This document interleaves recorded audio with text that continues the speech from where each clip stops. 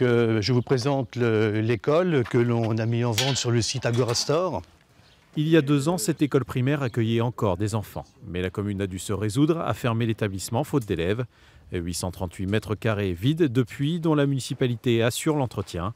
Un coût qui pèse sur les finances, il a donc fallu réfléchir à une solution. Lorsque cette école a été désaffectée l'année dernière, nous avons recherché déjà d'un premier temps au sein de nos services s'il y avait un besoin quelconque de bâtiment, donc ce qui n'était pas le cas. Et ensuite, donc, nous nous sommes orientés vers le conseil départemental pour savoir si entre Bourges et Vierzon, ils avaient eux des besoins de locaux pour différents services, donc ce qui n'a pas été le cas.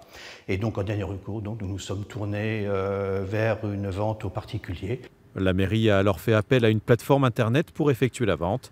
Les enchères auront lieu du 8 au 12 octobre prochain, mise à prix un peu plus de 351 000 €. D'ici là, les éventuels acquéreurs peuvent venir visiter, mais pour le maire de Mehun-sur-Yèvre, il faut rester vigilant sur les projets qui pourraient voir le jour sur ce site. Au-delà bien sûr du côté financier de ce type de vente, l'intérêt pour nous c'est également de pouvoir avoir au bout du compte un projet qui soit intéressant pour la ville et qui soit également en accord avec tout le quartier, donc éviter effectivement trop de nuisances.